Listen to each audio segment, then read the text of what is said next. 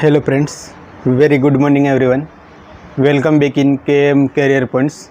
दोस्तों, previous class के अंदर अपन ने कम्युनिकेबल डिजीज़ के बारे में डिस्कस किया था, जिसके अंदर अपन ने कम्युनिकेबल डिजीज़ के कुछ क्लासिफिकेशन के बारे में डिस्कस किया था एंड इसके बाद में अपन ने कुछ टर्मिनोलॉजी की बात करी थी। तो दोस्तों, आज की अपनी क्लास रहेगी एक स्पेसिफिक कम्युनिकेबल डिजीज़ की रहेगी। तो दोस्तों, आज आपने टैग देख ही लिया होगा, नाम है अपने डिजीज़ का स्मॉल पॉक्स। दोस्तों, अपकमिंग CHO एग्ज़ाम की दृष्टि से मोस्ट इम्पोर्टेंट टॉपिक अपना होता है जो कम्युनिकेबल डिजीज़। तो फ्रेंड्स, इस क्लास को कंटिन्यू करने से पहले एक बार क्लास को लाइक कर देना, शेयर कर देना एंड सब्सक्राइब कर देना, ताकि हर आने वाला नोटिफिकेशन आप तक टाइम पे पहुंच जाए। तो दोस्तों, अगर आपने प्रीवियस क्लासेस नहीं अटेंड करी हो तो डिस्क्रिप्शन बॉक्स के अंदर CHN क्लासेस प्लेलिस्ट है, वहां जाके उन क्लासों को आप देख सकते हैं। फ्रेंड्स, यहाँ पे अपन डिस्कस करेंगे आज स्मॉल पॉक्स। स्मॉल पॉक्स दोस्तों, इट इज़ कम्युनिकेबल डिजीज़ होती है। कम्युनिकेबल डिजीज़ होती है, इसका कॉजेटिव ऑर्गेनिज्म क्या होता है, इंक्यूबेशन पीरियड्स क्या रहता है, सिम्टम किस तरीके से अपीयर होते और इसका मैनेजमेंट क्या रहता है, इन तमाम चीज़ों को अपन यहाँ पे डिस्कस करेंगे। तो फ्रेंड्स, स्मॉल पॉक्स के बारे में पढ़ते तो सबसे पहले देखते it is a viral disease. ये एक वायरल डिसऑर्डर होता है। तो अपन वन बाय वन नोट करते हुए यहाँ पे डिस्कस करेंगे। तो it is a viral communicable disease. पहला पॉइंट यही हो गया कि it is a viral communicable disease है। वायरल कम्युनिकेबल डिजीज़, ये एक टाइप की वायरल कम्युनिकेबल डिजीज़ होती है। इसकी अगर वायरल की बात करें तो ऐसा कौन सा वायरस होता है जो स्मॉल पॉक्स को लीड करेगा? तो यहाँ पे वायरस का नाम होता है वेरियोला वायरस। याद रखना, मोस्ट इम्पोर्टेंट क्वेश्चन यहाँ से पुटअप हो सकता है, वेरियोला वायरस। अगर वायरस का नाम लिखे यहाँ पे तो कौन सा वायरस स्मॉल पॉक्स को लीड करेगा? वायरस की अगर बात करते तो कौन सा होगा? वेरियोला। वेरियोला वायरस क्या करेगा? स्मॉल पॉक्स को लीड करेगा। तो मोस्ट इम्पोर्टेंट क्वेश्चन बनता है। इसके बाद में देखते हैं कि अपन ने क्लासिफिकेशन में पढ़ा था कि ये रेस्पिरेटरी इन्फेक्शन को कॉज करेगा। जो वेरियोला वायरस होता है वो कहाँ पे अटैक करेगा? तो रेस्पिरेटरी इन्फेक्शन को लीड करेगा। तो ये पॉइंट भी आपको याद रखना। It is a respiratory infectious disease. ये क्या है? इट इज़ अ रेस्पिरेटरी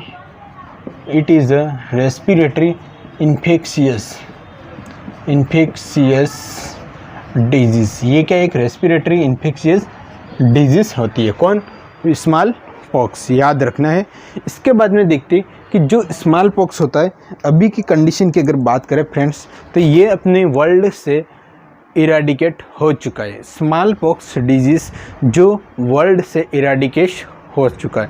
तो यहाँ पे अपन उस डेट की बात करते कि वर्ल्ड से कब इराडिकेट हुआ एंड इंडिया में कब इराडिकेट हुआ। तो यहाँ पे अगर बात करें इन वर्ल्ड इराडिकेशन की बात करें, स्मॉल पॉक्स की इराडिकेट की बात करें, इराडिकेशन कब इराडिकेशन हुआ? इस इराडिकेशन में बात करें तो एक होता है इन वर्ल्ड से कब हुआ, और दूसरा अपन बात कर लेते इन इंडिया से कब हुआ। इन इंडिया इन वर्ल्ड की बात करें, अगर वर्ल्ड की बात करें तो 8 मई 1980 के अंदर हुआ। कब हुआ? इंडिया में वर्ल्ड में इराडिकेट कब हुआ? 8 मई 1980। मोस्ट इम्पोर्टेंट सन है, याद रखना। 8 मई 1980 जो स्मॉल पॉक्स वर्ल्ड से इराडिकेट हो चुका था। यस। अब इंडिया की बात करें तो 24 अप्रैल 1977 में इराडिकेट हो चुका था। इंडिया में कब इराडिकेट हुआ था? 24 अप्रैल 1977 के अंदर इंडिया से स्मॉल पॉक्स इराडिकेट हुआ था। तो याद रखना, इंडिया से कब? तो 24 अप्रैल 1977 में क्या हुआ था, इंडिया से स्मॉल पॉक्स इरेडिकेट हो चुका था। क्लियर है दोस्तों। तो यहाँ से क्वेश्चन पुटअप किया जा सकता है। एंड बात करते कि इस डिजीज़ का मोड ऑफ ट्रांसमिशन की बात करें, मोड ऑफ ट्रांसमिशन की बात करें तो ये ड्रॉपलेट इन्फेक्शन के माध्यम से फैलेगी। तो यहाँ पर ये क्वेश्चन भी पुटअप किया जाता कि इस डिजीज़ का अगर मोड ऑफ ट्रांसमिशन की बात करें, mode of transmission, mode of transmission की बात करें दोस्तों तो इसका मोड ऑफ ट्रांसमिशन क्या होगा, ड्रॉपलेट इन्फेक्शन।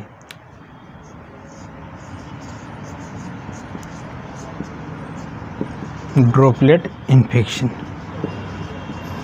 तो ये बात आपकी याद रखनी है कि मोड ऑफ ट्रांसमिशन क्या होगा, तो ड्रॉपलेट इन्फेक्शन की सहायता से फैलेगा। क्लियर है, समझ में आया। Yes, mode of transmission droplet infection. अगर यहाँ पे अपन इन स्मॉल पॉक्स डिजीज़ की अगर यहाँ पे अपन बात करते कि इंक्यूबेशन पीरियड्स की बात करें दोस्तों तो 7 से लेकर 17 दिन तक इनका इंक्यूबेशन पीरियड्स होता है।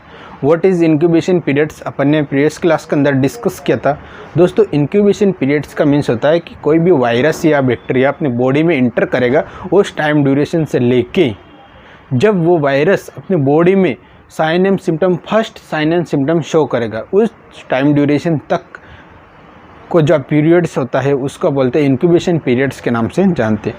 तो यहाँ पे स्मॉल पॉक्स जो होता है वेरियोला वायरस होता है, इसका स्मॉल पॉक्स का इंक्यूबेशन पीरियड्स कितना होता है, तो 7 से लेकर 17 दिन तक इसका इंक्यूबेशन पीरियड्स होता है। तो यहाँ पे याद कर लेना, हेडिंग लिख लेना, इंक्यूबेशन पीरियड्स की बात करें, इंक्यूबेशन पीरियड्स, इंक्यूबेशन पीरियड्स की बात करें तो कब रहता, 7 से लेके 17 डे इनका इंक्यूबेशन पीरियड्स होता है। तो ये भी याद रखना। अगर एग्जैक्ट पूछे तो 12 डे, कितना, 12 डे, 12 दिन। अगर एग्जैक्ट पूछे तो कितना होता है, 12 दिन होता। अगर रेंज में पूछे तो 7 से 14 दिन क्या होता है, इंक्यूबेशन पीरियड्स होता है। क्लियर है दोस्तों। इसके बाद में अपन जो यहाँ पे स्मॉल पॉक्स की अगर सिम्टम्स की बात करें तो किस तरीके से सिम्टम अपीयर होगा, अपन ने प्रीवियस क्लास के अंदर भी दोस्तों स्मॉल पॉक्स के जो सिम्टम होंगे ये उनके बारे में डिस्कस किया था कि किस तरीके से होगा। कुछ टर्मिनोलॉजी मैंने लिखवाई थी, उसमें लिखा था अपन ने कि स्मॉल पॉक्स के सिम्टम कैसे होंगे एंड चिकन पॉक्स के कैसे होंगे। तो यहाँ पे अपन स्मॉल पॉक्स के सिम्टम की अगर बात करें तो इसमें नॉन प्लियोमॉर्फिक सिम्टम देखने को मिलेगा। कैसा दोस्तों, non pleomorphic symptoms. Non pleomorphic symptoms ये होता है दोस्तों कि इसके अंदर जो भी सिम्टम अपीयर होगी वो स्टेप बाय स्टेप अपीयर होगी, मतलब एक स्टेज होगी, सेकेंड स्टेज होगी, थर्ड स्टेज, यानी stage by stage symptom appear होगी। क्लियर है। प्लियोमॉर्फिक का मीन्स बताया था मैंने कि जितने भी सिम्टम्स होंगे, जो भी स्टेजेस होती है वो ऑनसेट, यानी सभी स्टेजेस एक साथ में आपको देखने को मिलेगी। अपन ने डिस्कस किया था मैक्यूल्स, पेप्यूल्स, पोस्ट्यूल्स के बारे में, तो ये सभी एक साथ में आपको देखने को मिलेगा किसी पेशेंट के अंदर, तो उसको अपन बोलते हैं प्लियोमॉर्फिक सिम्टम के नाम से जानते हैं। नॉन प्लियोमॉर्फिक में क्या होगा, स्टेप बाय स्टेप सिम्टम देखने को मिलेगी। तो यहाँ पे अगर सिम्टम्स की बात करें, सिम्टम्स किसके सिम्टम्स, स्मॉल पॉक्स सिम्टम्स की दोस्तों बात करें तो इसमें कौन सा सिम्टम देखने को मिलेंगे, non pleomorphic, non pleomorphic, non pleomorphic symptoms आपको देखने को मिलेगा। नॉन प्लियोमॉर्फिक मतलब step by step symptoms appear देखने को मिलेगा। इसके बाद में नॉन प्लियोमॉर्फिक एंड सेंट्रीफ्यूगल क्या हो गया दोस्तों, सेंट्रीफ्यूगल, सेंट्रीफ्यूगल रेसेस आपको देखने को मिलेगा। तो ये बात भी याद रखना, जो सिम्टम्स का नेचर कैसा रहेगा दोस्तों, नॉन प्लियोमॉर्फिक एंड सेंट्रीफ्यूगल सेंट्रीफ्यूगल्स मैंने ये भी आपको बता दिया था प्रीवियस क्लास के अंदर कि सेंट्रीफ्यूगल्स का मीन्स होता है कि जो रेसेस सबसे पहले आपको दोनों एक्सट्रीमिटीज़ में आपको देखने को मिलेगा एंड एक्सट्रीमिटीज़ से धीरे धीरे वो रेसेस किस तरफ आएगा, चेस्ट की तरफ रेसेस आएंगी, तो इसको बोलते हैं सेंट्रीफ्यूगल। क्लियर है दोस्तों, समझ में आए? सेंट्रीफ्यूगल्स क्या रहता है कि रेसेस एक्सट्रीमिटीज से चेस्ट की तरफ आएंगे, तो यहाँ पे सेंट्रीफ्यूगल रेसेस देखने को मिलेगा। तो ये बात आपको ध्यान में रखना चाहिए। मोस्ट इम्पोर्टेंट क्वेश्चन यहाँ से पुटअप किया गया है प्रीवियस क्लास के अंदर या प्रीवियस जितने भी एग्ज़ाम हुए चिकन पॉक्स में, यहाँ से क्वेश्चन पुटअप किया गया है। क्लियर है दोस्तों। नेक्स्ट अगर देखिए तो यहाँ पे जो फीवर होगा माइल्ड टू मॉडरेट नेचर का होगा, mild to moderate.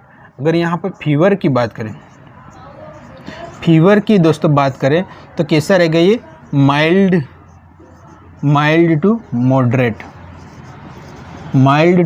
Moderate nature का देखने को मिलेगा फीवर। क्लियर है, जिसको अपन थर्ड डे फीवर के नाम से भी जानते हैं। कि क्या बोलेंगे, थर्ड डे फीवर के नाम से भी जानते हैं। तो यहाँ पे ये लिख लेना थर्ड डे फीवर के नाम से जानते हैं। थर्ड डे फीवर डेवलप होता है यहाँ पे, इसलिए इसको क्या बोलते हैं, थर्ड डे फीवर के नाम से भी जानते हैं। तो ये बात आपको याद रखनी दोस्तों, बहुत ही इम्पोर्टेंट टॉपिक होता है। छोटा सा है बट अपने आप में इम्पोर्टेंट टॉपिक होता है। तो यहाँ पे एक बार और रिवाइज कर लेते अपन कि जो क्वेश्चन बनते वो कौन कौन से बन सकते हैं।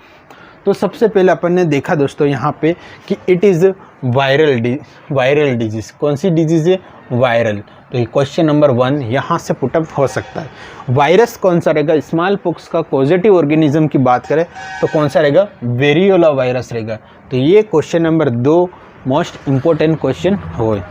क्लियर है। इसके बाद में देखते it is respiratory infectious disease. ये कैसी डिजीज़ है दोस्तों, तो रेस्पिरेटरी इन्फेक्शियस डिजीज़ होती है। ये बात भी आपको याद रखना है। क्लियर है। नेक्स्ट अपन देखा तो मोस्ट इम्पोर्टेंट है कि ये जो वर्ल्ड से एंड इंडिया से इरेडिकेट हो चुकी। इरेडिकेट मतलब इसका पॉजिटिव ऑर्गेनिज्म भी यहाँ से इरेडिकेट हो चुका, प्लस इसका कोई भी केसेस आपको देखने को नहीं मिलेगा। तो वर्ल्ड में कब इरेडिकेट हुई थी, तो याद रखना वर्ल्ड में 8 मई 1980 के अंदर वर्ल्ड से इरेडिकेट हुई थी। और इंडिया की बात करें 24 अप्रैल 1977 ये इंडिया से इरेडिकेट हो चुकी थी। तो यहाँ से क्वेश्चन पुटअप हो सकता है फ्रेंड्स। नेक्स्ट अपन बात करें कि इसका मोड ऑफ ट्रांसमिशन कैसा रहता, तो ड्रॉपलेट इन्फेक्शन। हर लाइन में क्वेश्चन पुटअप होता है। तो मोस्ट इम्पोर्टेंट क्लास है दोस्तों, जितना हो सके इतना इस क्लास को शेयर करना है, सब्सक्राइब करना। अभी तक आपने चैनल को सब्सक्राइब नहीं किया हो तो कौन सा, ड्रॉपलेट इन्फेक्शन के मतलब। ड्रॉपलेट इन्फेक्शन का मतलब होता है कि दोस्तों कोई अनहेल्दी पर्सन्स होगा, वो कपिंग या स्नीजिंग करेगा तो उस टाइम पे क्या होगा, जो ड्रॉपलेट्स होगी वो सामने वाले पर्सन के अंदर डायरेक्ट कांटेक्ट में चली जाएगी। तो वो इनहेल करेगा तो उसके साथ में माइक्रो ऑर्गेनिज्म को भी इनहेल करेगा, इसके बाद में वो डिजीज़ कॉज करेगा। It's called communicable disease. तो mode of transmission droplet infection होगा। इसके बाद में मोस्ट इम्पॉर्टेंट होता है इंक्यूबेशन पीरियड्स, मतलब जब भी बैक्टीरिया बॉडी में एंटर करेगा तब से लेके first sign and symptom show करेगा। इस टाइम ड्यूरेशन को अपन इंक्यूबेशन पीरियड्स के नाम से जानते हैं। तो यहाँ पे इंक्यूबेशन की पीरियड्स कितना रहेगा दोस्तों, 7 से लेके 14 दिन तक होगा। रेंज में पूछे, अगर एग्जैक्ट आपको पूछे तो 12 डे क्या रहेगा इसका इंक्यूबेशन पीरियड्स रहेगा। किसका, वेरियोला वायरस का होगा। अगर यहाँ पे सिम्टम्स के नेचर की बात करें कि यहाँ पे स्मॉल पॉक्स में किस तरीके से सिम्टम डेवलपमेंट हो गया, तो यहाँ पे स्मॉल पॉक्स में क्या होगा, नॉन प्लियोमॉर्फिक नेचर के सिम्टम देखने को मिलेगा। नॉन प्लियोमॉर्फिक का मीन्स यही होता है कि सबसे पहले जो रेसेस अपीयर होगी वो एक्सट्रीमिटीज़ में होगी, दोनों हाथ और दोनों पैरों में देखने को मिलेंगे। इसके बाद में रेसेस धीरे धीरे किधर आएंगे, ट्रंक की तरफ आएंगे, यानी चेस्ट की तरफ मूव करेगी। तो इसको बोलते हैं नॉन प्लियोमॉर्फिक। एंड सेंट्रीफ्यूगल देखने को मिलते हैं। सेंट्रीफ्यूगल का मीन्स होता है कि रेसेस जो होगी वो क्या होगी, centrifugal, sorry mistake, non pleomorphic में क्या होगी, रेसेस होंगे जो एक साथ में आपको देखने नहीं मिलेंगे, मतलब step by step rashes appear होगी। क्लियर है। सबसे पहले step by step rashes appear होंगे। मैंने कल बता दिए कि थे कौन कौन से रेसेस अपीयर होंगे। तो स्टेप बाय स्टेप होंगे। उन सेंट्रीफ्यूगल्स का मीन्स होता है कि सबसे पहले रेसेस एक्सट्रीमिटीज़ में होंगे एंड एक्सट्रीमिटीज़ से धीरे धीरे रेसेस किस तरफ आएंगे, टुवर्ड्स द चेस्ट की तरफ देखने को मिलेंगे। तो ये होगा सेंट्रीफ्यूगल।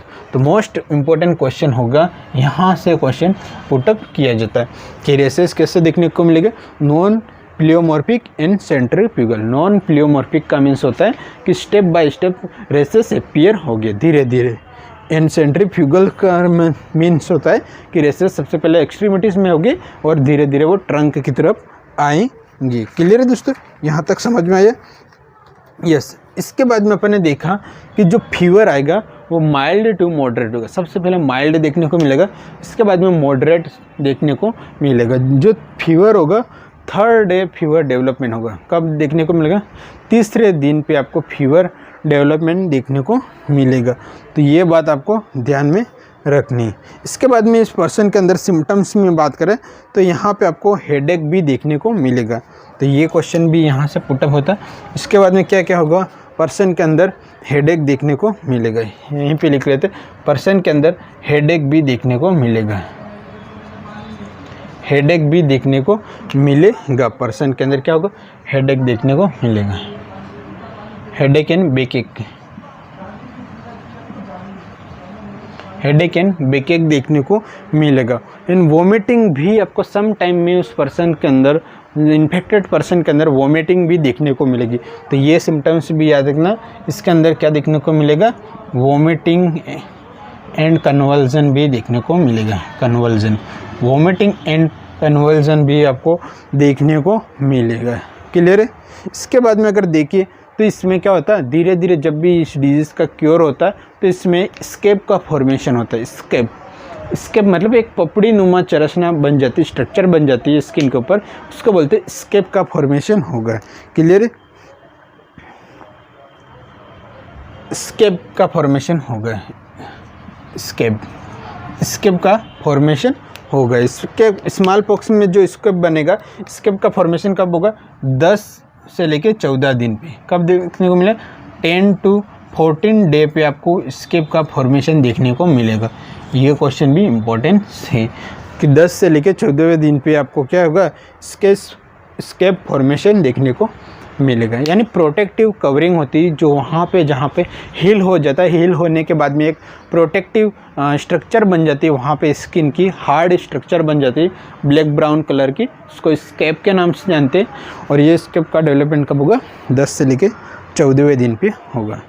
तो फ्रेंड्स, ये अपना छोटा सा एक टॉपिक था जो अपने स्मॉल पॉक्स के बारे में अपन ने डिस्कस किया। आई होप ये क्लास आपको समझ में आएगी। यहाँ से एक भी क्वेश्चन आउट ऑफ सिलेबस में नहीं जाएगा। तो दोस्तों, यहाँ पे अपन ने जितने भी बनने वाले क्वेश्चन है उन सभी क्वेश्चन को यहाँ पे डिस्कस कर लिया है। आई होप ये क्लास आपको समझ में आएगी। दोस्तों, यहीं पे मैं एक बात बता देता हूँ कि अपनी क्लासें यहाँ पे कंटिन्यू रहेगी। हर कम्युनिकेबल डिजीज़ से अगर क्वेश्चन बन सके, इसी हर डिजीज़ को यहाँ पे अपन डिस्कस करेंगे। तो आई होप इस KM पे प्लेटफॉर्म पे आपको बहुत अच्छा मैटर मिल रहा होगा। तो दोस्तों, आप कंटिन्यूटी बना के रखिए और अपने चैनल को ग्रो करेंगे ताकि हर बच्चे तक ये क्लासें पहुंच जाए। तो फ्रेंड्स, मिलेंगे शानदार जानदार क्लास के साथ में। तब तक के लिए धन्यवाद। जय हिंद, जय भारत।